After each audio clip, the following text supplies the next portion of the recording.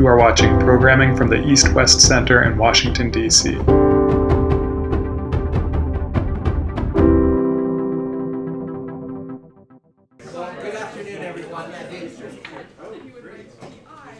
afternoon, everyone. I think we'll go ahead and get started. And welcome to the East-Wast Center, and particularly the East-Wast Center in Washington. I think this is our first in-person program in some time, so delighted to have you back, and looking forward to doing more of these. And it's a particularly special treat to start off both with the excellent speakers we have today, Dr. Bec Strating and Dr. Charles Edel, but also on this very important and timely topic, which is Australia in the Indo-Pacific, and particularly given the May government change in Australia after almost a decade, a really pertinent time to take a look at where things in Australia are headed, how the U.S.-Australia relationship is faring. There's also a lot of news on the Pacific Island countries, given the recent PIF meeting just a couple weeks ago. And our Australia experts are particularly good watchers in the Pacific, amongst many things. So really welcome to all of you, and a particularly special and warm welcome to Bec Strating, who is a former Asia Studies visiting fellow and spent 3 months with us in 2019. And she did so just before the pandemic, for which we're very grateful that we didn't have to have you virtually or delay or postpone. We're really delighted to have you. And she heads the Trobe Asia Center. She's also an associate professor. She's involved in a whole range of activities. You have all the details before you. She just spoke to the South China Sea 12th Annual South China Sea Conference at CSIS yesterday. And so thank you for making the time and the graciousness to return as an alumnus to the East-Wast Center. And under 9 years of coalition governments, coalition Liberal national governments headed by Prime Ministers Tony Abbott, Malcolm Turnbull and Scott Morrison, tracing a shift both in Australia's management of great power relationships and in its regional role conception. And then in the second half, I'll consider the 2022 election campaign. As Satu mentioned, we have a new government in Australia, a Labor government headed by Prime Minister Anthony Albanese. So what has or what is likely to change under a new government, and what will stay the same? So first, I wanted to talk a bit about managing great powers, because Australia is a middle-sized country, and one of the things that it needs to do is navigate great powers. And I want to rewind back to 2014 under the Liberal National Coalition government headed by Tony Abbott, when a free trade agreement between the People's Republic of China and Australia was announced, and the relationship was elevated to that of a comprehensive strategic partnership. There was a lot of optimism and positivity at the time. China's President Xi Jinping actually spoke at Australian Parliament, which is often sort of taken as a sign of respect for a global leader. And less than a decade later, I think we can say that kind of positivity and optimism seems a little bit difficult to comprehend, because now Australia is often described as the canary in the coal mine, serving as a warning to other middle and small power states about Beijing's preparedness to use economic sanctions or strategies of foreign interference for coercive purposes, particularly in trying to drive a wedge between the United States and its regional allies such as Australia. So over the past, particularly over the past 5 years, but over that sort of decade-long period, we've seen a rapid decline in the relationship between Beijing and Australia, including a high-level freeze on diplomatic relations that lasted for over 2 years, and economic sanctions on a range of industries, beef, wine, seafood, and so on, in 2020.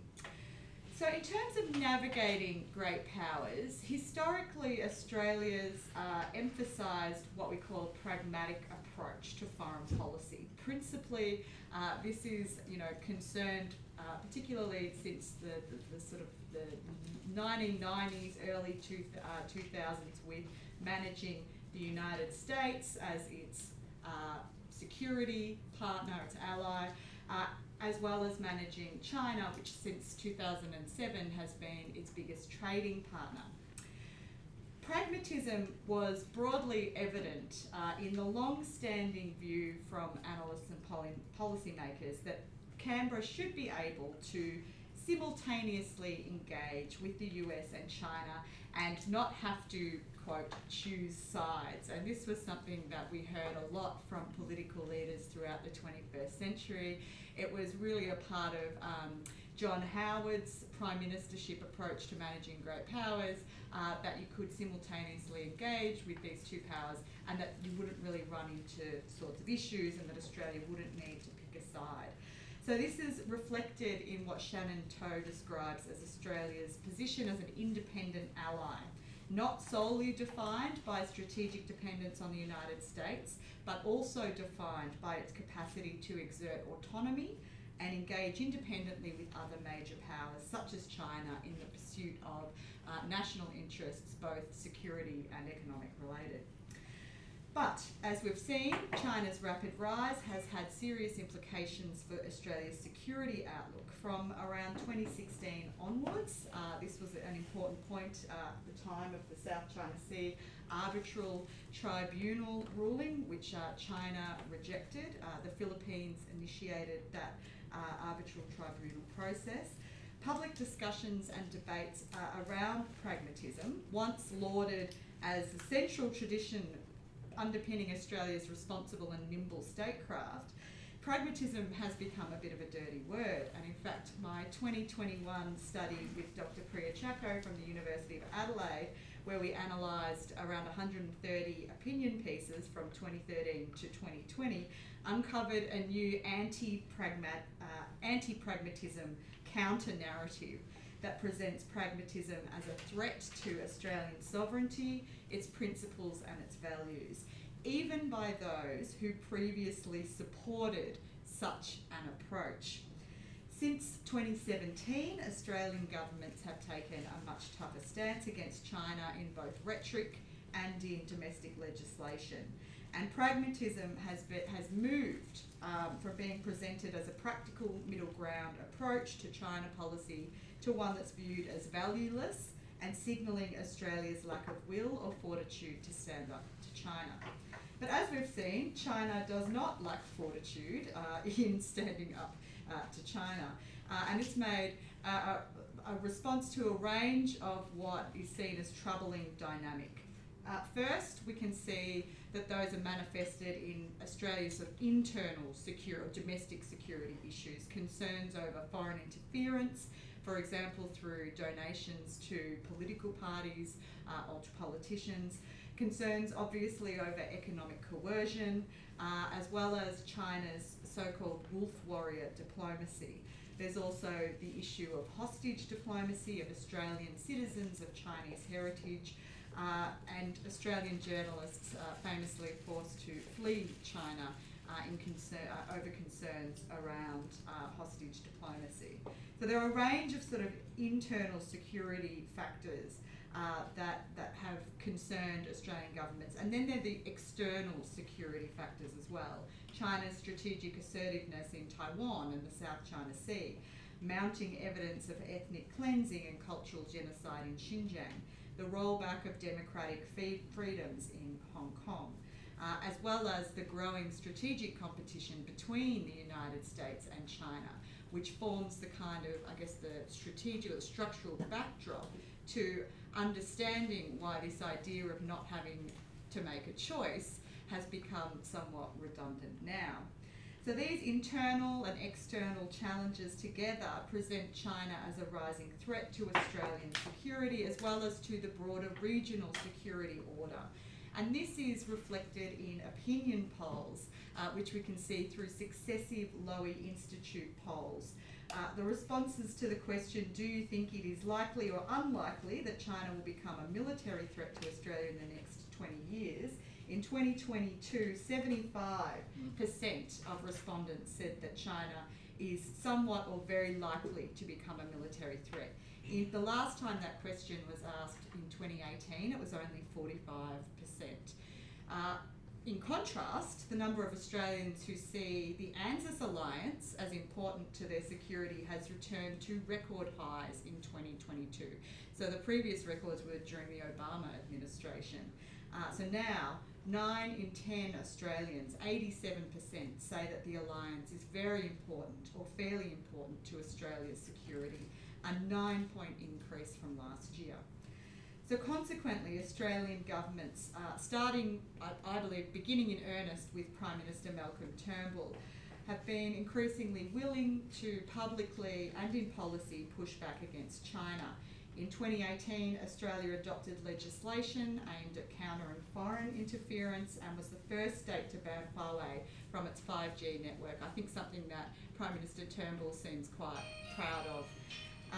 In 2020, it called for an inquiry into the origins of the virus that caused COVID-19, revoked visas of certain Chinese nationals accused of foreign interference on national security grounds, and cancelled the State of Victoria's Memorandum of Understanding with China under the Belt and Road Initiative as part of its sweeping 2020 foreign arrangement scheme. That's just, you know, a couple of examples of how Australia has pushed back. There's also been raids on Chinese journalists and, as I mentioned, revoking visas of certain Chinese nationals.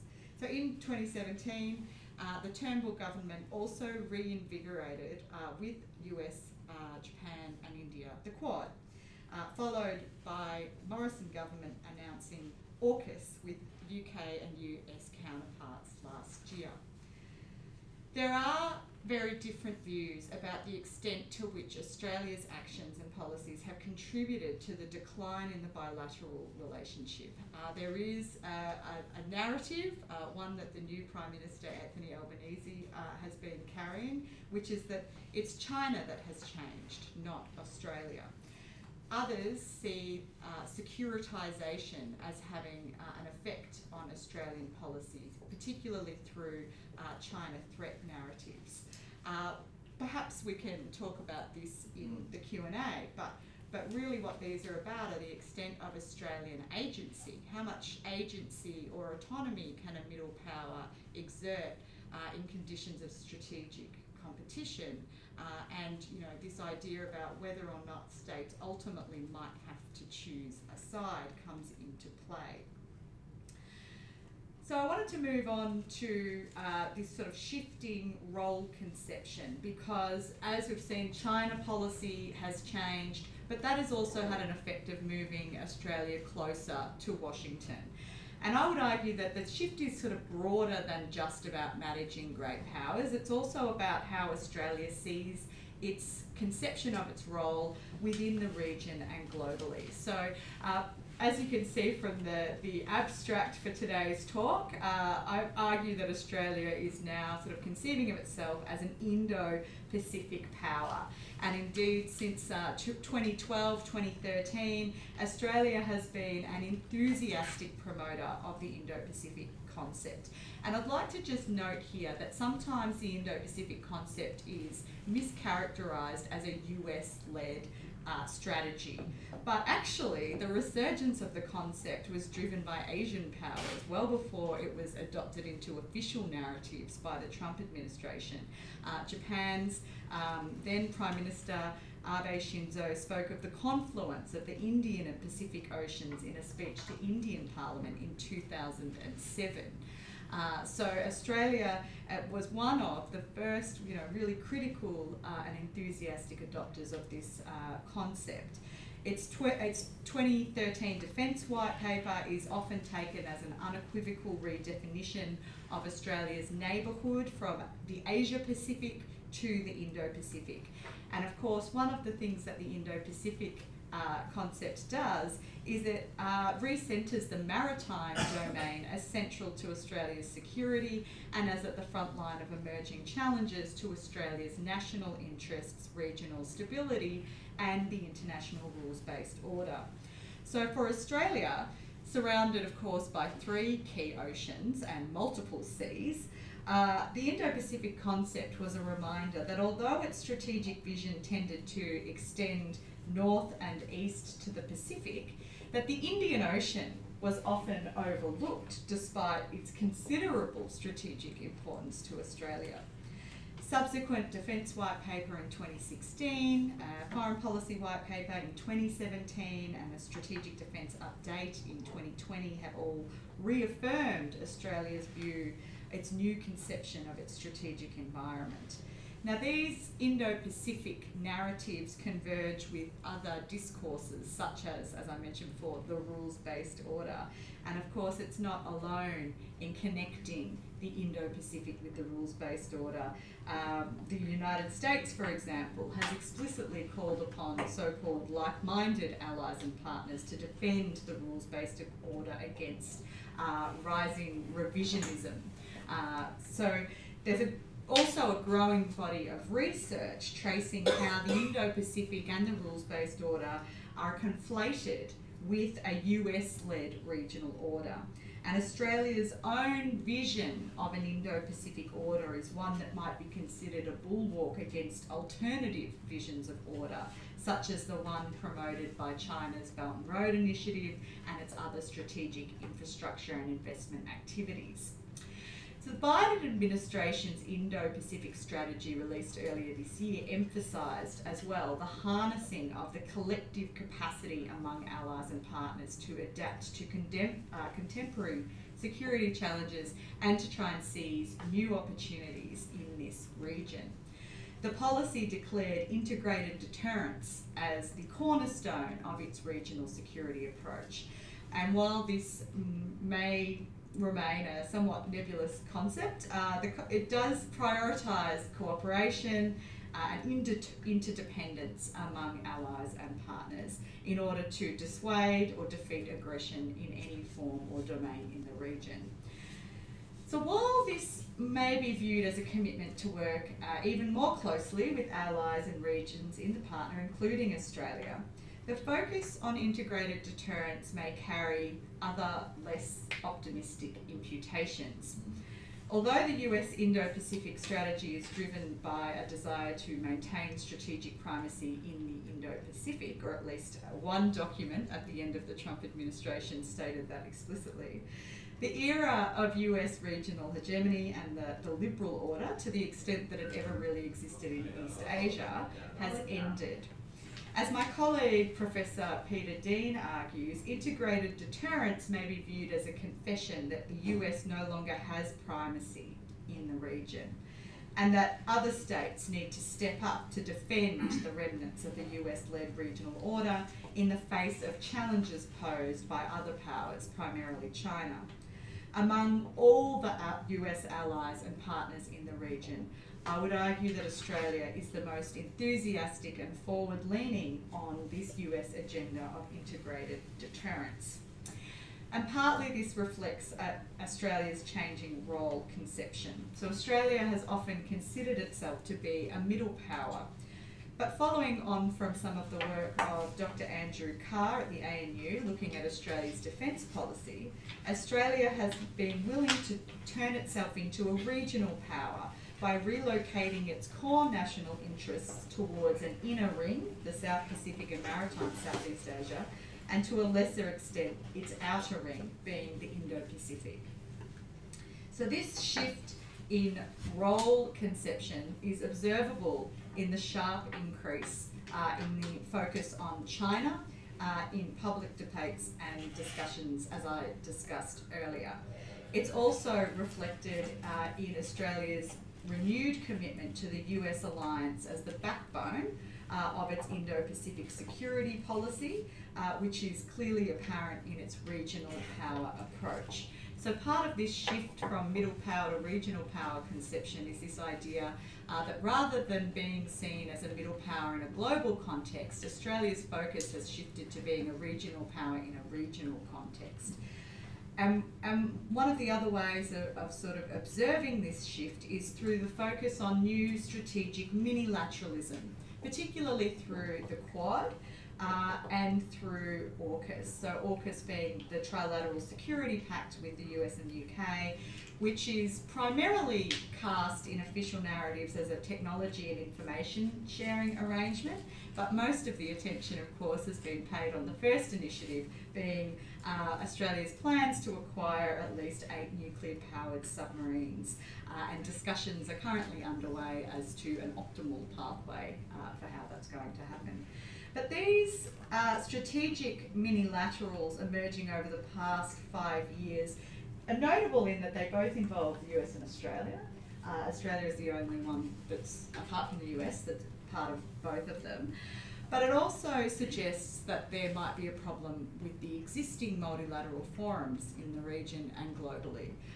Worth and Jenner argue that the Indo-Pacific emerges from failures of Asia-Pacific multilateralism that began in the 1990s, and that the Indo-Pacific is filling that void, particularly through the use of these minilaterals, combining small groups of people, states, that are then able to try to shape the regional agenda. It's an effort to negotiate this chasm between an old US-led order and challenger conceptions that are vying to replace it. And for Australia, these forums offer it an opportunity to shape the regional security agenda and to join forces with significant regional powers to try to preserve its perception of a desirable rules-based order in the region. So, is a new government likely to continue on with this regional power approach to international relations? Well, I would argue that yes. I don't think that there is going to be significant changes in this new policy under a new government. And I just want to take a look at the 2022 federal election for a moment, because it seemed that the then government, the Liberal National government under Scott Morrison, was keen at the start of the campaign to make it a khaki election. There were some major defence announcements around military basing options, boosting personnel numbers of the ADF, for example. But this didn't really pan out, and there's a few reasons for that. One is that it overlooked the fact that even though that the polling clearly shows a downward trend on attitudes to China, that voters in Australia were much more interested in cost of living issues rather than national security, and foreign and security policy is only rarely a vote changer in Australia. Nevertheless, I think it's a good sign that we did have so much discussion on foreign policy during the election. Labor is aware that it is often cast as being weak on national security issues, so it cleaved very closely to the Liberal National Government on general issues to do with the management of great power, including China policy and including offering full support for AUKUS, the QUAD and the US alliance. During the campaign, speaking of the Pacific, the news of a Solomon Island China Security Pact, which could have played into the kind of coalition government's efforts to cast China as being a security threat in the region, actually worked in the advantage of Labor, because Labor was able to criticise the government for dropping the ball in the Pacific over the last 9 years of government, and casting it as being unable to cope with changing regional dynamics. So it sort of converted a perceived coalition strength into a weakness, and was able, the Labor Party was able to bring in other aspects of policy required to engage with the region. Not just being about defence, but being about diplomacy, being about soft power, being about engagement as well. In the last few weeks of the campaign, the Liberal Party may have over-egged some of the China threat as well. The presence of a Chinese spy ship in Australia's EEZ, exclusive economic zone, off the coast of Western Australia was described by the then Defence Minister as an act of aggression, even though there was nothing illegal about the ship's activities.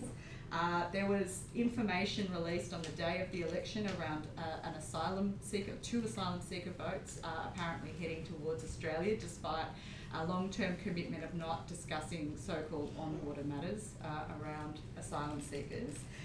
That ultimately, I think, didn't really work to the coalition's advantage.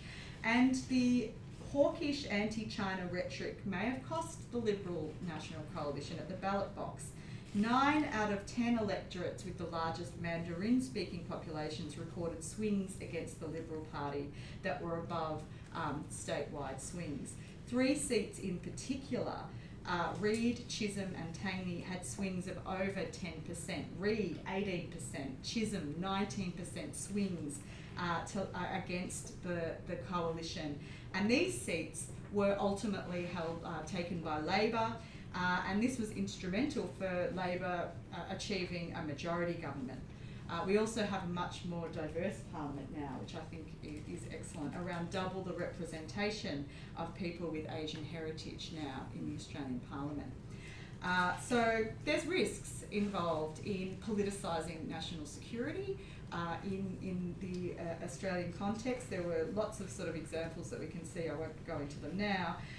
But even then, I would say that the choosing sides debate between US and China is still largely redundant. We're not going to see a return to 2014. We're not going to see a return to the heady days of Howard's pragmatism, which was, really the first decade or so of the 21st century.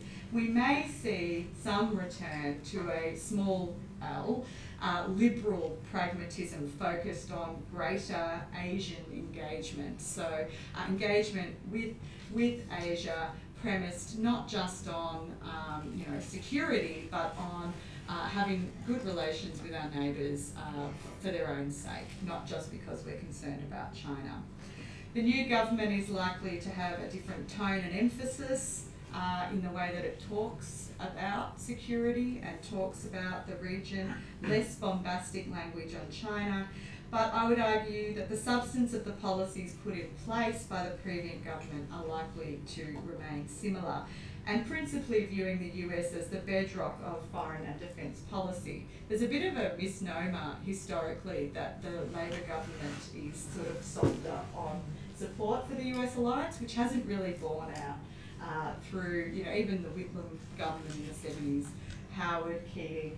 There's still likely to be strong support for the US alliance under a Labor government.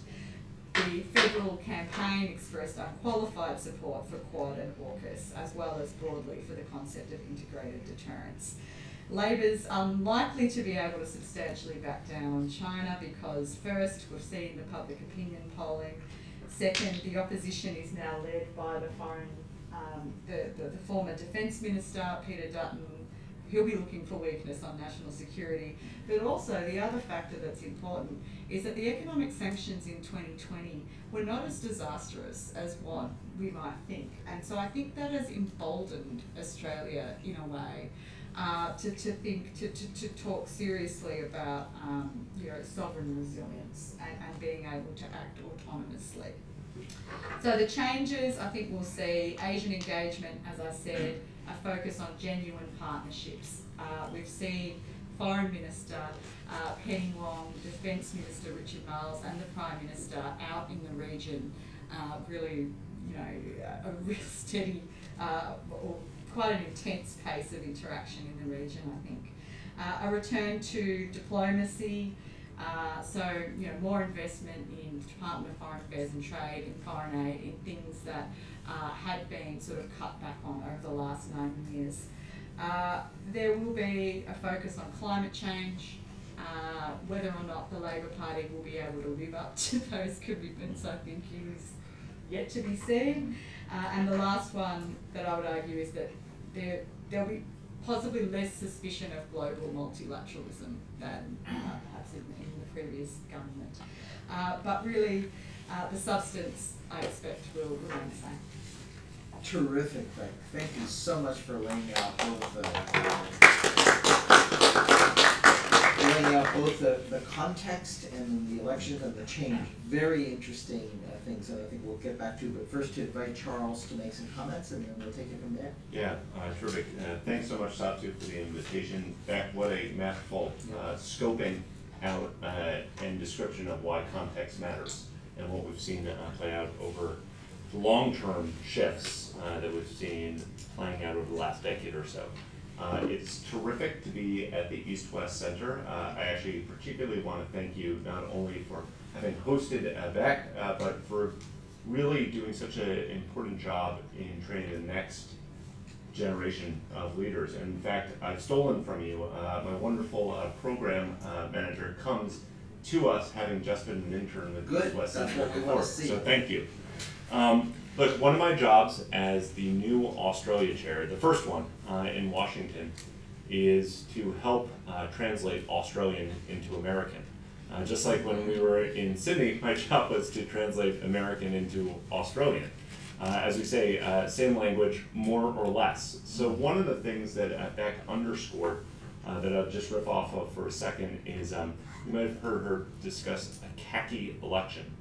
Just to be clear in the American context, this means, as you demonstrated, where national security, khaki, the color of the uniform, plays a larger role, because that's not a term that we use in political speak here. But what I thought I might do is really just riff for a little bit on the final portion of your talk, not about the long scope and evolution of Australian foreign policy, because I think you've really ably demonstrated that, and I'm in violent agreement with that, but really just to take a look on the emerging contours of Australia's security and foreign policy, and to do that in a way that looks at what the current government said when it was in opposition, the promises that it laid out while it was on the campaign trail, the initial steps that it's taken already, and then, as we say, the proof is in the pudding, all the questions that are rushing towards the new government, because there are many questions that are coming their way. First, let me just give an overview, too, that it's very clear that regardless of intentions and inclinations of the new government, foreign policy, national security is on the mind front, center, and sideways. And you only have to track the travel, including right here in America, we have a very long delay between election and inauguration, right? It's a couple of months. It used to be several months. It used to be 6 months. It's now shorter than that. In Australia, after the election, typically you have about a week's worth of time before the new government is sworn in. The way that it happened this time around was they moved up the swearing in to 1.5 days after the election results came in. They were sworn in at 9 a.m. in order for the Prime Minister to hop on a plane at noon to fly up to Tokyo for the QUAD meeting. This is actually somewhat unprecedented in how Australia has moved and sped up its transition of power. But let me back up a little bit to where this government was when it was in opposition. And I should start by saying that there was virtually no critique when they were in opposition of the substance of the policy. Bec has laid a lot of this out already, be it on AUKUS, be it on 5G, be it on Huawei, be it on foreign interference, be it on QUAD. There was not really a noticeable or appreciable difference between them. In fact, during the campaign and back in March, in then opposition leader Albanese's major foreign policy address, he said, if there's a criticism I have of the current government, it isn't about any of the substance. That is, this was not going to be a party, a government, if you won, that pushed forward substantive change, but as Bec has laid out to you, one that shifted the tone and the rhetoric of how they talked about the challenges in front of them. And more to the point, the critique was really that the government had failed to deliver, had been a not very good manager in the national security portfolio, particularly on capabilities delivery in the defense realm, and especially in how they discussed and talked about China and overhyped, that was the critique, over-politicized the challenge of China. But even when I lay out to you that there was no substantive critique of policy, that's not entirely true. Because if you looked at the unfolding of the campaigns, there were some substantive critiques of the policy. Penny Wong called once the Solomon Islands Security Pact went up, or at least went out into the newspapers, because of course the Solomon Islands didn't confirm it themselves, only China did. Penny Wong said that this was the largest foreign policy failure in Australian history over the last 7 decades. That's a rather stark critique. The critique was there from the beginning on having an underwhelming, if non-existent, climate policy, and consistently underfunding development assistance throughout the region, but especially towards the Pacific Islands. Moreover, as the campaign spooled out, it's funny, Bec, I think it's funny at least, that all my Australian friends were exhausted by the pace of the election. It was 5.5 weeks long. As an American, this looks like a dream because we never stop campaigning. We can only wish. Exactly. But one of the critiques that emerged over the course of that, and this very much bleeds into that point about underfunding development assistance, is that neither Southeast Asia nor the Pacific have been front of mind enough, even if the rhetoric was occasionally there. And then finally, on the defense portfolio, the critique, which actually had a fair amount of bite and sting to it, was that there wasn't enough on delivery in terms of new capabilities.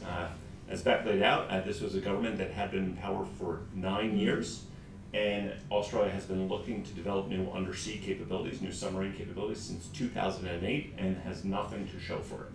So the critique stung because it was partially true.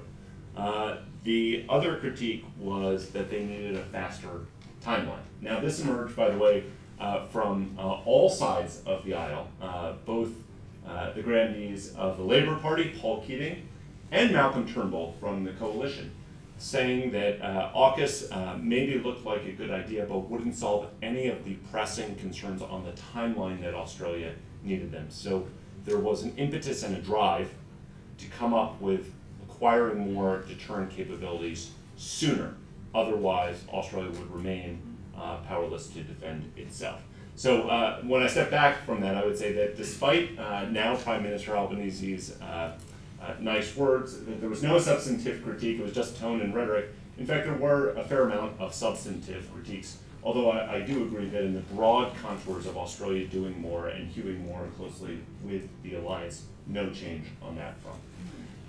In line with some of these critiques, you could see, again, during a 5.5-week election campaign, the emergence of some promises that were made by all the leading figures. One, deepening Australia's defense relationships with the major players around the region, in line with actions that had already been undertaken with Japan, with India, with the QUAD, and with others. Rebuilding and deepening relations with Europe, especially with France, right? That was an easy political point to make about the government, that because of the way that AUKUS played out, that only they could reset the relationship with France. Third, elevating engagement with Southeast Asian countries, particularly and especially Indonesia, because of its geographic proximity, its potential for growth, and how important it is to Australia. And then finally, restoring Australia, this is the line, as the partner of choice for the Pacific community. Those were the promises that were made. There were some that were more down in the weeds too about defense programs. It would poke around in what it would do to kind of speed up production timelines. In fact, really the major call by now Defense Minister Richard Marles was that he would undertake a review, which is what we say when we're not exactly sure what we're going to say yet. It's not a critique. They need to get their hands around this. But in fact, one review has now morphed into 2 reviews. They would undertake fundamentally a review of Australia's defense posture, where it is, and its force structure, what it has. And now, in fact, when he was visiting us at CSIS, you were there, Satu, just the other week, he said that we should expect results from these 2 studies right about the same time that we expect results from the AUKUS working groups. So all at the beginning of next year. So stay tuned is, I think, the answer on those. Bec's laid out some of the initial whirlwind and whirligig of travel that this government has been involved in. I talked about that flight up to Tokyo on the first day, but again, we are just over a month in, and up to Tokyo, off to Jakarta, this is just the Prime Minister that I'm talking about, out to Suva for the Pacific Island Forum, and to Europe as well for the NATO meeting, and then into Ukraine. That's a pretty extraordinary pace for a Prime Minister in his first 6 weeks. Penny Wong has outdone them all, I think. She's been to the Pacific Islands more time than I can count. She's been up to Southeast Asia, to Malaysia, the country that she was born in as well. This has had some useful public diplomatic results from that. And then Richard Marles, the Deputy Prime Minister, who's also the Defense Minister, so he's been to every Quad country, right? That means 3, not counting Australia, because we get to the 4th. He was up to Tokyo, he was in India, and he was here in the US. So the pace of engagement is high. The results and outcomes of those are less known, but one noticeable effect, I think, particularly of the Prime Minister's travel up to Tokyo 3 hours after inauguration. Well, let's be clear, this was a giant pain for the Australian government and not what their preference would have been. I think they were quite vocal about this with the American administration and with others, but that was a date that was set. And in fact, it really paid some dividends to all Quad countries involved. One, because they could see the efforts that were undertaken by the Australians to get up there so quickly, and 2, Albanese could hear directly from the horse or horses' mouths just what their concerns were, and they could begin to get the measure of them. All right, so that's initial steps, but let me say that even if the signs are positive on these front, there are a lot of questions that remain to be answered. Partially, we won't get real answers, of course, until we get budgets. You can't really answer questions without them. But let me throw out a couple of issues that I think are driving some of the debate and some of the particular questions, even if they're a little bit broad.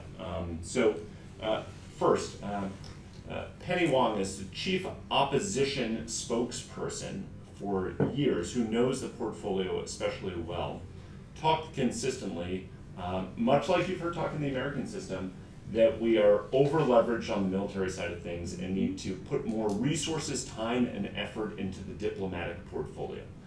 So this is easy to say and sometimes challenging to do because resources are not finite. So one, seeing if there's a reallocation of where the government puts its money. A second one is, and Bec started to tee up the questions from all of you on this, but is there going to be a reset with China for Australia? We are beginning to see early contours of that, under what conditions, what it might mean for Australia, and certainly what implications it has for others. A third one is at the more strategic, theoretical, and therefore totally not useful, I say this as a professor myself, level, questions about whether or not the architecture is right. Is the move towards multilateralism, Quad, AUKUS, Five Eyes, the undersung and undervalued trilateral partnership between Australia, Japan, and the United States, which is really the cornerstone of most efforts and activities that are undertaken, the right architecture. I really liked your framing of a move towards multilateralism because the thinking had been that the previous architecture was not delivering the results that were needed. And then finally, if resources are finite, so too are areas of focus geographically. And so we've seen some bouncing back and forth between Southeast Asia and the Pacific. I think we can say shortly that Ukraine, even if it's front of mind, is not the priority effort for Australia, but where it's going to put its resources and efforts into and among the subregions of the Indo-Pacific is, I think, a big question. In closing, just to tee up all the questions that I can't quite answer, but I'm looking for, I would leave us with kind of 4 questions I think the new government really has to undertake answers to, and we'll begin sketching those policies in response to over the next couple of months. The first is defense spending. Yes, they have committed to at least 2% of their GDP, but what are they going to spend it on? That is the purpose of these studies that I've sketched. We don't yet have answers to that, nor have we even started the discussion of the implications of, once they decide what stuff, what kit to acquire, will that serve the objectives that they need it to? Second, there is a large and looming capability gap for Australia. I alluded to the submarine challenges that the Australian Department of Defence has had. But to be even more pointed about this, to describe it at least here, is that the current fleet of submarines that Australia has have already been refurbished, and they can't last forever. And the date that they're probably going to go out of service by, unless they get a major facelift, will occur sooner than when they might receive these AUKUS submarines. And so if you don't have that capability anymore, and of course undersea is the most useful for deterring Chinese aggression because they can't find where it is, they can't aim and target it like you can with fixed land assets. What capabilities do you actually have in the interim? This is a hot debate in Australia. It's why the last government and the new government have both, amongst other things, committed to pouring money into standing up a strike enterprise. Missiles, right? We're talking about drones, maybe, hypersonic missiles. It is in fact the same debate that is occurring in Japan, but run through a very different cultural and historical prism about the environment you live in is getting much more challenging. People are pointing more things at you. What do you have on your own and in conjunction with your partners? The third question, and I asked Penny Wong this when she was still opposition spokesleader, and she didn't give an exact answer to this, as well she would not during a campaign, but is part of the answer that we have heard and that is hiding in plain sight about where the U.S.-Australian alliance is going. And I say hiding in plain sight because the annual ministerial, the 2+2 of the Secretary of State and the Secretary of Defense, we meet annually. The last 2 ones that we've had have been significantly more meaty, more substantive than in any since 2013, really. And all the credit, I should say, I see no State Department people here, goes to the Australians because they came with more to the table because they wanted to do more. And I say hiding in plain sight because there is language, if you go and read it, that says we are looking at increasing the American footprint in Australia with all types of aircraft, including bomber aircraft, right? Is it out of range of some of those Chinese missiles? So one of the questions becomes, if there is going to be a larger US footprint from a military perspective in Australia, when will it occur and what shape will it take on? Final question I would just say is there's obviously more attention, certainly in Washington, than I think there ever has been on Pacific policy, at least since 1944, 1945. At this point, there is a search for what a new, more creative, more long-lasting, and more partner-based policy approach looks like with the various Pacific islands. But we are not there yet. Both the new Australian government and the Biden administration are rolling out proposals, but they don't yet amount to a strategy for both long-term engagement to make sure that there's policy alignment, particularly on the climate front, but also getting down to some of the more challenging questions of how do you offset Chinese influence across many of the Pacific Island states themselves. So again, I don't have answers to those questions, but those are the ones that I'm watching, and I now turn back to Satu and Bec, who will answer all of our questions. I'm not going to try to answer the terrific input, Charles, and of course the questions are pertinent. I'm conscious of time. I know some folks will have to break away right at the announced end at 1 o'clock, but if you have a few minutes, and if you have a few minutes, I'd like to take a little bandwidth to make sure that people can respond and ask some questions. So let's turn immediately to the floor, and then we'll come back, of course, to Bec and Charles. And if there's time, I'll raise a couple of points that, since they did such a masterful job, don't need to raise them. A couple of points that I didn't get to that I thought I'd like to raise. So let me start, okay, all of a sudden questions, so let me just start. Bill, I saw you in the blue shirt there. Why don't you start first? Just introduce yourself, because there are people on live stream, so they want to make sure they hear who's asking the question and what your question is. Sure. I'm Tom Parker. I teach at George Washington University or the other school. And I wanted to ask the panel, you mentioned an increase in U.S. presence in Australia militarily. And if you could elaborate a bit on what are some of the options that are being discussed, Great. what kind of larger presence might be. Let me take a couple, and then we'll come Great. back to you guys. I saw one in the very back, sir. Yes, and Yes, my name is Roger Cochetti. I'm an author and a consultant, and my question has to do, everyone has touched on the importance of Australia's relationship with India and Indonesia, but I wonder if either of you could go into that in a little greater detail, because that is so important to whatever regional framework evolves, and in particular, if there's a change of administrations in the United States, that may become the cornerstone of Australians' foreign policy. thank you. Let's take those two. Well, why don't we start back with you, and then we'll come to Charles. Yeah, I might start with the second question first, if that's okay. Thank you for that. So you mentioned India and Indonesia. I might actually just start with Japan, because there's been a significant uptick in defence cooperation between Australia and Japan, including the new reciprocal access agreement signed earlier this year.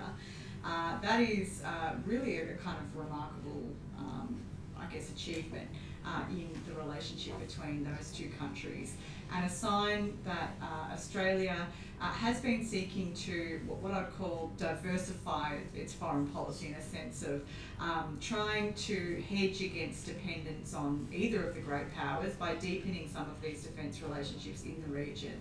But there's a difference between what I'd say call a thin diversification and a thick diversification, because part of the deepening of those relationships is also about anchoring the US in the region. So it's not just about Australia's bilateral relationship with Japan, it's also about the trilateral that Charles mentioned, about work operating within a hub and spokes network that's much more networked now than what it was. It's not just about hub and spoke, it's about spoke on spoke engagement. India is similar. I have colleagues in Australia who would say that the Indo-Pacific is all about India, that is one of the most important features of its Indo-Pacific concept is trying to increase engagement with India, which has always been seen as being sort of having unfulfilled potential. I mean, I would argue it's more about China, but certainly India is a big part of Australia's Indo-Pacific concept, and Indonesia as well. As we've mentioned, Prime Minister Anthony Albanese was very keen to get to Jakarta as the first port of call. When he was first a minister in the Rudd government, it was the first country that he went to. As opposition leader, it was the first country that he went to. But Prime Ministers since, I think, Howard have made Jakarta a first stop. So this is not an unusual sign of respect for Australian leaders to go to Indonesia. It's obviously geography makes Indonesia an incredibly important region, but again, over the last couple of years, apart from in the election campaign, have not heard very much about Indonesia in public discussions and debates. We used to talk about a Jakarta lobby within Australian foreign policy circles. I don't see, we've been so focused in discussions on China that actually we risk only seeing relations in the region through that lens of being concerned about China, when really we should be focusing on this. And I think this is something that the Labor Labor government is trying to do, focusing on those relationships for their own sake, not just because we're scared about China. On the second question, just briefly, Tom, look, I would just say that, that just to kind of remind everyone that US military basing and presence in Australia has been historically a controversial topic. Even, with the Gillard government and the rotational troops in Darwin, that wasn't necessarily like just an easy thing to get through the Australian public. But I think that the mood is shifting a little bit on that. It might be less controversial. I'd also make a point that that from my observations yesterday at the South China Sea conference, there was sort of comments that AUKUS is really about just helping Australia get this capability, nuclear powered submarines and the other sorts of weapons that are involved. But actually the US has a lot to gain from AUKUS as well, and that includes the potential for military basing. But perhaps Charles might be a bit more specific on some of the actual options. Sure. It's not going too far to say some people would argue that's the big payoff for the US is not the Australian acquisition, but American access to Australia. And UK. And of course. Yeah, so I'll take them in the initial order. Tom's question first, then Roger's question. So in terms of what an expanded US presence might look like, conditions allowing for, political conditions that is, of course. A couple of things. So one, we already have a rotational presence of US Marines up in Darwin. But I think what we're talking about, what's already being discussed, is beginning to broaden that out to obviously having all types of aircraft, particularly bomber aircraft, right? They can range from northern Australia.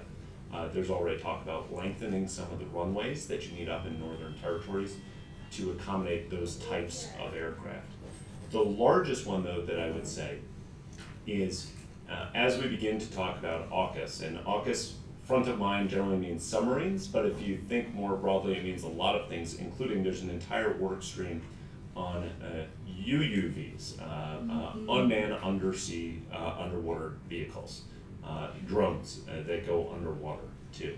But for both of those, and particularly for the submarines, the growth of and the build out of Australian infrastructure to allow the birthing of eventually their own submarines, but in the interim, an increased demand signal and increased berthing for both British and American submarines to come there.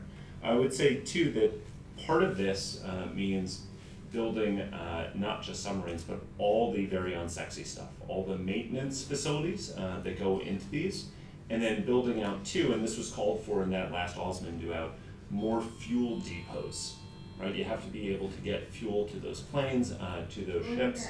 And then finally, I would say too, one of the ones that's a little bit further out there is open questions around whether or not you can build up more munitions, particularly in kind of both Queensland and the Northern Territories, that then get loaded onto those ships and planes. Because if we've learned nothing else from the war in Ukraine, is that those munitions deplete very, very quickly. And so having a ready stock on hand that are safely housed but can be put on those becomes really important. Actually, one more I'll give you too.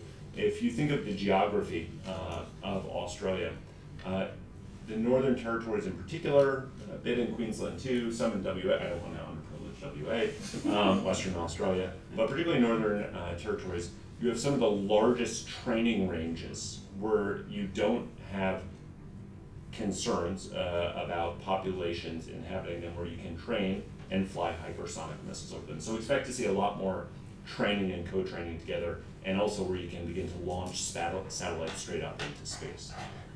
Briefly, on Roger's question, so I would note that if you think of US-Australian relations and you think of what Australia's done in terms of AUKUS, you're missing the bigger picture. First of all, because the Australian government's movement precedes AUKUS. The Defense Strategic Update that Bec mentioned, which was released in July of 2020, in the middle of a pandemic when every country in the world was thinking about how it could put more resources at its domestic populations, stated very bluntly that because the international environment has changed so markedly, we have to do more to shape our own neighborhood, and we're going to put more emphasis on our near abroad, and we're going to acquire more capabilities that can hold forces, it never says China, but it means China, at risk further off from Australia. That is the large muscle movement from which AUKUS and everything else flow, but it's also the muscle movement for why you're seeing all these efforts from the Australian government to sign that RAA, the Reciprocal Access Agreement with Japan in January. By the way, again, all credit to the Aussies because that negotiation had been underway for 7 years with several intractable issues that were not able to be resolved, and they decided to get it done by basically folding so that they could sign the agreement. There's also, at the same time, an agreement signed with South Korea, where there would be a major arms purchase by the Australian government for things that they do not need, i.e. tanks and light howitzers, in order to make sure that the tech collaboration between Seoul and Canberra can really deepen. Also, kind of a growth in both relations with Singapore, with India, and Indonesia, and the elevation of those partnerships. So again, the point is that Australia is doing much with the United States and doing a ton that moves way beyond what it is doing with the United States. And the final point I would just make is, if for a long time, the single focus of pragmatism, right, that we can have our cake and eat it too, otherwise known as we can have a trading partner who is not our security partner, so the narrative in Australia goes, Australia has gotten rich. The only advanced country that had not, until this past year and a half, had a single year of negative growth in the past 3 decades. The narrative, although it's not completely truthy, is because China has gotten rich and they buy our commodities. Well, some of us have been making the argument that they might not always buy your commodities, and when they're angry at your government, they would seek to punish you. And there are other rising powers who would just as easily step into the breach and buy those commodities. And that was an argument, I will say frankly, that fell on deaf ears, even as late as summer 2019. But when the economic hammer began coming down on Australia from Beijing in order to punish them, markets adjusted, and as Bec said, the growth in Australian exports, despite the Chinese coercive economic behavior towards them, I think has turbocharged the both government impetus for countries to diversify and companies, Australian companies, understanding that many of the products that sells indeed are purchasable on a global market.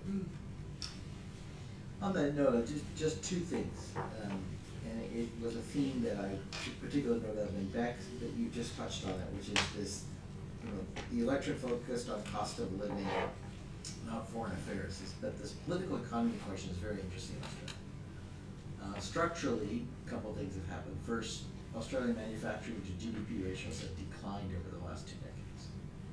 Second, its integration with the region has increased both through RCEP and through CPTPP. And potentially to IPEF, goodness only knows where that is and what integration it would lead to. But the reason it's important is to Charles's point about where the markets are. And I'd make 2 points. One, it's not just the hammer coming down from China, potentially. It's also the Chinese growth may slow in ways that make it less of a market. That's right. And it's important to know, and particularly in Indonesia and India, the 2 largest bigger markets, are not in those regional integration markets. So the political economy of those issues is very important to map out. And it leads to the second big theme I took away from you. Of the 5 big themes that I noted, the second was this middle power, regional power. That's a concrete case. Can Indonesia and India really integrate with Australia given its structural economic changes and its integration patterns in RCEP, CPTPP, and IPEF? If China either hammers down or slows down, whatever, And that's the middle power, regional power. Australia's weight in the international system is far beyond its GDP and population, in part because it has a global footprint in the region, in the global order. WTO, trade, nuclear, you can go on and on. And it's because it's an advanced industrial country, advanced Western country. The regional proposition is fine, but not if the region suffers or is in problematics and the global order is weakened, which it empirically is. Globalization is down, global cooperation is down. So that's the second dilemma I'm watching, is how does Australia square? It's not a choice of one or the other. Of course, I don't for a minute think Australian officials think it's a choice one or the other. It's silly. But I think I'm watching this, because if this global order frays to such an extent, Australia is in a region that is still quite developmental. And a real weakening in the global order could cause problems. I'll just make that, leave that. Yes, sir, right there, and then we'll go to the gentleman in the middle. Yes, please. Thank you so much. First, I want to thank all three of you for the panel today. It's been really excellent. I'm Zach. We learned from the Albright Stonebridge group, and I was formerly a research assistant to Hal Brand's, Dr. Edel, so that was great. My question is related to the kind of intersection of domestic and foreign policy. Under Turnbull, we saw the kind of emphasis on investigating Chinese influence in Australian domestic politics be a kind of major reason as to why, as you stated, there was this downturn and there is this downturn in relations in China-Australia relations. I'm wondering if you think the Labour government is going to have a similar focus on investigating, you know, foreign influence in Australian domestic politics, and if not, could that contribute to, even if substantively the foreign policy stays the same, an increase of, you know, more amiable Australia-China relations? Thanks. Yeah, on education, all kinds of, you know, the espionage issues, the theft issues. Sir, yes, Senator, please. Thank you. Just introduce yourself and. Yes, I'm Asan from Sri Lanka and also a senior fellow at the Deepening project in Washington, D.C. My question is basically on strategic littorals in the Indian Ocean, as well as immediate periphery of Australia, the strategic littorals. So when you look at Solomon Islands and Sri Lanka, I've sort of done a comparative analysis on both the islands and China's expansion in both the islands and its implications to New Delhi's foreign policy as well as Canberra. And this paper is published in Sweden, actually, my analysis. Do you see a strategic shift that's coming from the new regime, Australian regime, towards the strategic littorals in sort of assisting them to curb China or to sort of, you know, their expansion is happening in these islands? You see a strategic shift that's happening in Canberra towards assisting these islands. Thank you. Yes, so thank you for those questions, Zach. That is a really good question about, I guess, the domestic security policies that a new Labor government might implement. This is going to sound a bit like a weak answer, but I think that these things tend to be reactive, and so we'll see, I think we'll see more as events start to occur in that space. We'll get a sense of how Labor will react to some of these issues around foreign interference, around donations, around, you know, political interference as they emerge. Charles might have something else to say about that. I'm not.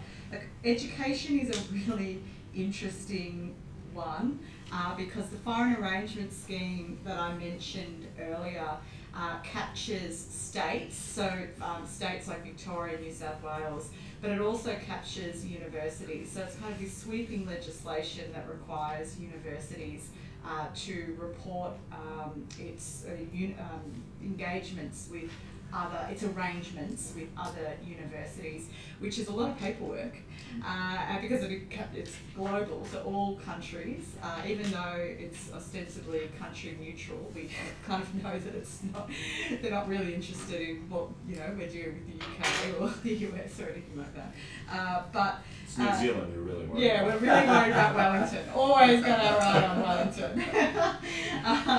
So, you know, it'll be interesting to see whether there are changes to the foreign arrangement scheme or to the foreign transparency scheme, as well, foreign interference transparency scheme, whether there's any alterations to the existing policy.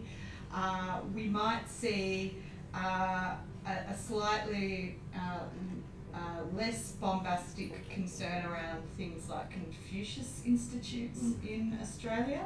But I guess we'll have to see how that plays out. But again, I think that a lot of this comes out in reaction to things that are happening, and I don't have a clear picture on how that might operate. But I do have a concern that sometimes there's that what happens in responding to some of these domestic security threats can look like mirroring. You know, they can take an approach that, you know, more authoritarian governments might take, you know, in terms of implementing certain security policies that might actually be harmful to civil liberties. So that's a concern that I have around that particular issue from the last sort of 5 or 6 years. So I'm not quite sure I've given you a good answer on that. On the sort of strategic littorals and island states, I mean, to be honest, I think that when it comes to small island states in the region, Australia is very focused on the South Pacific, more so than the Indian Ocean. I think that when Australia talks about the Indian Ocean, it's talking about India, and that's really about China.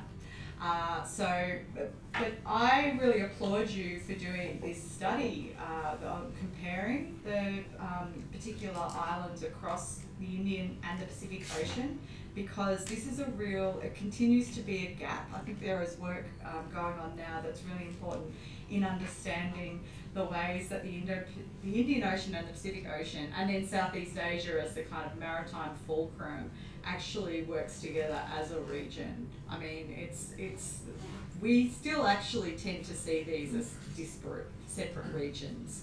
And, you know, something like climate change is affecting small island states in comparable ways, and yet there are very different responses. You know, you can look at the Maldives, for example, you know, doing a lot of artificial land building reclamation work, whereas Pacific Islands are very much around, you know, blue Pacific continent idea around changing norms, around sea level rise and what that means for maritime boundaries, taking a very collective regional diplomatic approach to some of those issues.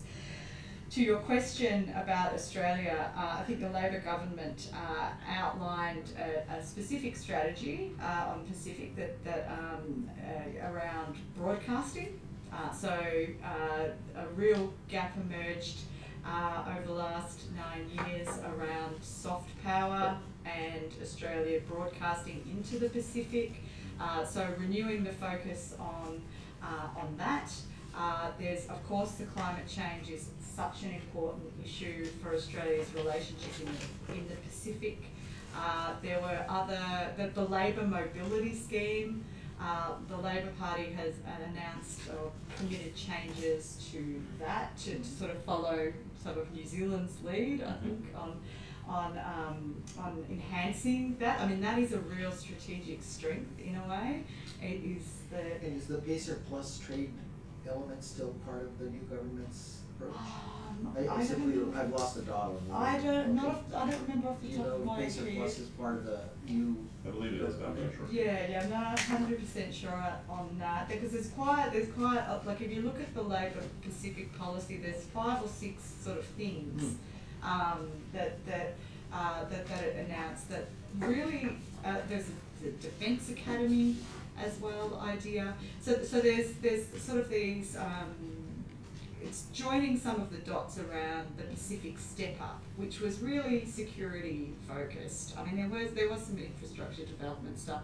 Australia's tended to be a little bit reactive in the Pacific, like what my colleague Joanne Wallace, Professor Wallace at the University of Adelaide would say is a whack-a-mole approach, like something emerges and Australia will step in because it wants to not allow China to enter into these particular vacuums. Whereas, I think what an Australian government really needs to do is take a much more proactive approach that's whole of government, that uses all sort of parts of statecraft, not just focus on those security, not just being concerned about China, but focusing, as Charles was talking about, aid, assistance, development, diplomacy. These sorts of mechanisms of statecraft as well are crucial. Charles, do you want to go? And I'm just conscious now we're 20 minutes with such compelling Sorry. speakers. No, not at all. In fact, it's so compelling, Charles, in fact, that people are still with us and maybe still with us online, but do want to end at a reasonable time so people can get on to their next appointments. But Charles? Yeah, a couple of brief thoughts. Sangha, I applaud you for being very Aussie, very bullshit, very direct in your questions, so I'll try to do the same in my answer. You asked if the shift from Canberra's orientation was to an attempt to curb Chinese expansionism. And I think that the answer publicly is no. China is in the region, is of the region. There's no attempt to contain China. But sotto voce, the answer is of course yes. Because it's not the expansion, it's what they have done with the expansion. Yeah. And I think the fear that we saw during the election campaign, which is why it has triggered such alarm bells here, is we are now seeing the spreading to the Pacific, the South Pacific specifically, of what has already happened in the South China Sea. And we're seeing the intense drive to militarize a space and therefore push out access to it from others. That is why the alarm bells are ringing quite so loudly here. I would say that the single most busiest period I had over 3.5 years in Sydney surrounded the Vanuatu crisis. If those of you in the audience here or online don't know what I'm talking about, just Google it. It's the exact same thing with Solomon Islands, but nothing happened. So the government clearly leaked a story that the Chinese were about to move in with a dual-use facility, right? Set up for commercial reasons that had military application. And immediately you had Labor and the coalition denouncing this. You even had Jacinda Ardern in on the act, saying that this would be antithetical to the security interests of New Zealand and of Australia.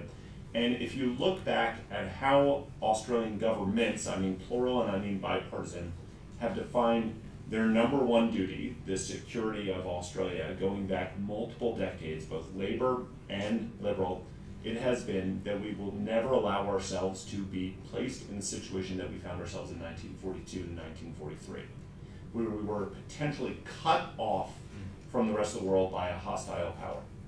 And Vanuatu being so close to Australia's northern approaches triggered that fear again. So there's a lot of scrambling, and they were able to foreclose that option. There have been a lot of scrambling in a lot of different places. The whack-a-mole that you heard about.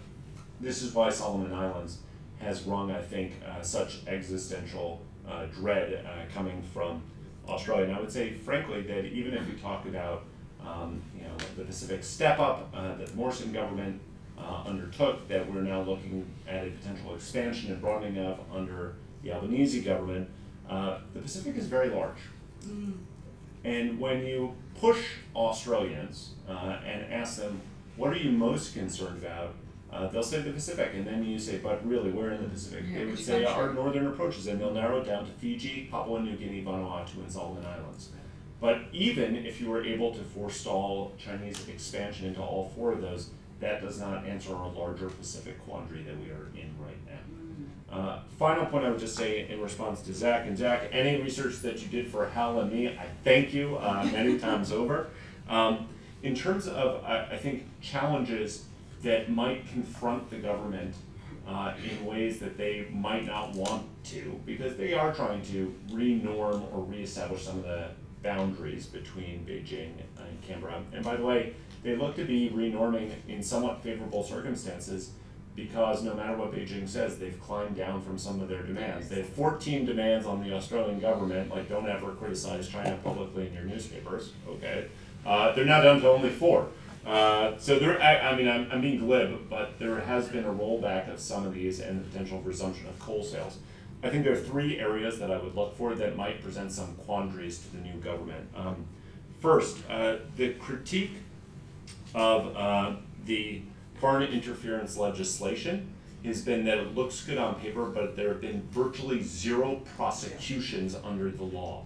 Why have you created this if you're not willing to go after individuals? I think there's now 1 case pending. So I think as Home Affairs kind of tease those up, there will be some real policy discussions, and it's inappropriate, frankly, at a political level to squash an independent investigation, so that will present a quandary. The second one is the one that Bec alluded to. The foreign interference legislation as it was drafted, it was an attempt to draft it. No law is perfect, and one of the critiques that it received is that it did all the wrong things. It forced those to register who are guilty of nothing, and those who have many things to hide continue to not self-report. And it's ambiguous. It's ambiguous. So sharpening this is, I think, going to be a challenge for them. The final one, though, that I would circle around is university research and collaboration. Because this is a real challenge, I think, for Australia, particularly, we'll see if the new government steps into the breach, that the prior government had cut university funding for a long time. And so if you were a university, if you were looking to retain or to grow your top rankings, one of the most important metrics that's used is how much funding that you have. Which we can say is a preposterous reason to kind of rank universities, and yet it's one that's used. And money has been flowing in from collaborations with Chinese universities and the Chinese sending researchers. Now, that should be welcome to an extent, but as we are seeing, it presents some challenges that are inherent with it, particularly when some of the researchers who are coming are there not under true self guise, right? You had a lot of PLA officers coming in not saying who they were. A lot of the research is being done into sensitive areas. It is the same debate that we are having in the United States. But I think this is one that's going to continue to confront the government as it thinks about how it wants to make sure that its university and research and R&D can grow without Chinese money steering it in ways that are antithetical to national security. And given the, and if I may say, Charles, and also because given the size of the Chinese student population and contribution to service exports, it dwarfs any other country. I think it's the largest single group of foreign students in Australia, and it accounts for someone will know the percentage of GDP or certainly service exports. So. I think that's something that a lot of universities are now grappling with in this broader diversification question. My own university, the largest number of international students actually come from India, which would be now considered to be somewhat of a strategic advantage. I would just add on top of that, because I was teaching at the University of Sydney when I was there, and 1 out of every 4 students was from mainland China. And that's a good thing in general, but it also presents some challenges, particularly students who aren't accustomed to understanding what an open liberal education means. So as soon as we had moved down there in summer, that's American summer, so August 2017, there was a range of events where Chinese students, oftentimes with direction, I feel awful for the students, with direction from the Chinese consulates, were showing up at lectures to shout down professors they did not agree with. That is not how we do education in democratic states. And so you had both the government and opposition spokes, people for foreign affairs, talking about how we welcome students, but you have to abide by our values while you are here too. I would also say finally on this one, it's a real challenge because as events in Hong Kong played out, you begin to have violence on campuses in Australia and in New Zealand, sometimes directed and cheered on and egged on by the Chinese consulates. Open debate is a cornerstone of free and open societies. Making sure that debate can happen without violence is a essential ingredient of what we do, but also one that really needs to be thought through by university administrators who haven't probably put as much time and thought into it as they now have to. I'm sorry, we do have to close. It's now 1:30, so we've gone over 30 minutes over our hour. I think Charles and Bec will be here for a couple minutes. Maybe if you come up after the program and ask a question. For all of those who joined online, I say thank you. To Abigail Hull, who manages our seminars programs, special thanks for giving us food and getting us all set up. And finally, to our fabulous speakers, Bec Strating and Charles Edel. Thank you so much for doing this. Appreciate it. Thank you. Thanks for joining us.